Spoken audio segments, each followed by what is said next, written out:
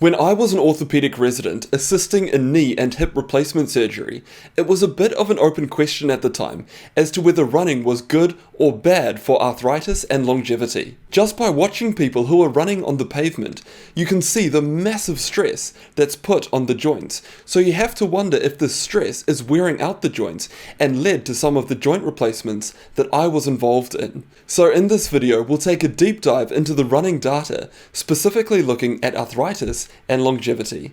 Let's get into it. Many of us already know the benefits of exercise, but what seems to be apparent from the data is that the more we exercise, the more benefit we get, specifically on reducing our heart attack risk, diabetes risks, chronic kidney disease, and even some cancers. And if we have a look at the clinical guidelines that I use in my practice, we can see that the greater the exercise in midlife, there is an association with the compression of morbidity in later years. So this just means that we're healthier for a longer period in our life, and that time where we're dependent on things like rest homes and private hospitals is smaller. That's why on this channel I'm always emphasizing that diet, exercise, and sleep always comes first before any supplements. But let's now have a look at the data on running and developing arthritis. So using the clinical guidelines again, for knee and hip arthritis, exercise it is recommended for most patients with osteoarthritis of the hip or knee.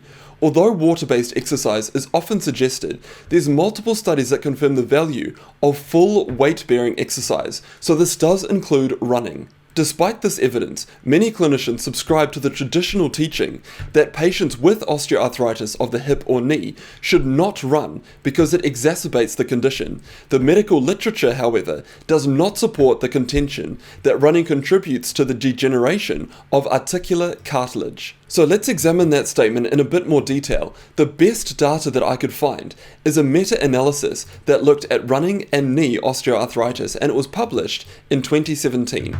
What this looked at is 15 different studies, and it combined them to see what the data showed. What it found is that there does seem to be a protective effect of running against surgery due to osteoarthritis, and there was roughly a 50% reduction in the need for joint replacements. That is a massive difference. However, the evidence relating to symptomatic outcomes, it was sparse and inconclusive. So that's why this meta-analysis ended up concluding that with this evidence, it is not possible to determine the role of running and knee osteoarthritis. There is moderate to low certainty evidence that suggests that there is no association between running and osteoarthritis. However, there are still conflicting results, and more evidence it is needed from well-designed prospective studies that are needed to clarify these contradictions. But coming back to the clinical guidelines, it says that yes, there is the systematic review of the 15 studies that we went through, and it suggests that running an osteoarthritis, the evidence is too limited to reach definitive conclusions, but it suggests that there is no association between the two. So overall, with the best available data that we've got, it seems that running does not cause knee or hip arthritis. And when I see patients in the clinic who have got knee or hip arthritis, I do suggest to them to exercise, and that does sometimes include running. And having a look at the clinical guidelines once again, we can see that in all patients with knee osteoarthritis, we do recommend ongoing exercise for pain relief and joint protection. Exercise alongside weight loss is a core component of knee osteoarthritis management. So in my clinic, I suggest a combination of both running if it's applicable for that patient, and to get onto an exercise cycle.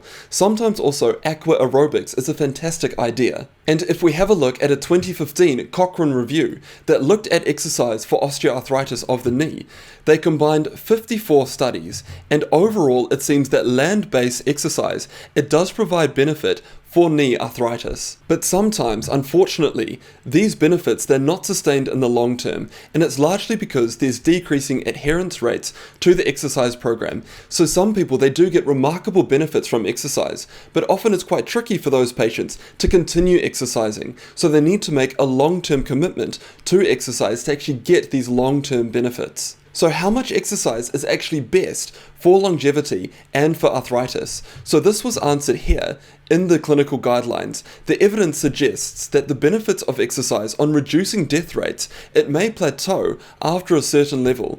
So above 100 minutes a day for moderate intensity physical exercise in healthy individuals does not appear to be associated with additional reductions in those overall death rates. So it seems that yes, we do get that quick benefit from exercise, but it seems that we also plateau once we reach that limit of around 100 minutes a day. So personally for me, I can't be exercising for 100 minutes a day. I simply don't have the time. So I try and maximize the time that I've got by using high intensity interval trainings, and usually my workouts range for about 45 minutes to an hour. That's all I've got time for. And for my cardio workouts, it's a combination of going for a run and also getting onto the exercycle bike that I've got at home. And just to mention other therapies that are used for arthritis, there's a lot of hype at the moment about platelet-rich plasma injections.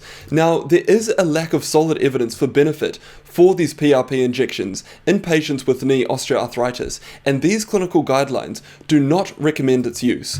Although the initial evidence supporting PRP injections for knee arthritis symptoms was promising, a subsequent trial did not demonstrate a benefit in terms of pain and structural changes. So for example, a randomized trial of 288 patients with knee arthritis found that comparing it to saline or salty water, PRP did not result in an improvement in those pain scores, and they were also looking at MRI changes here in the knee, and again there didn't seem to be a benefit for PRP injections, so that's not something that I offer at the clinic. Overall, if I can try and sum things up, running is fantastic for longevity, and so far there's no evidence that running increases the chances of developing knee arthritis. If anything, it's probably protective against arthritis. Personally, I try and go for a run at least twice a week, and the other times for my cardio, I'm getting on the exercycle bike at home. And whether I'm running or on the exercycle bike, I do a high intensity interval workout. That way I can maximize the limited time that I've got for my workouts.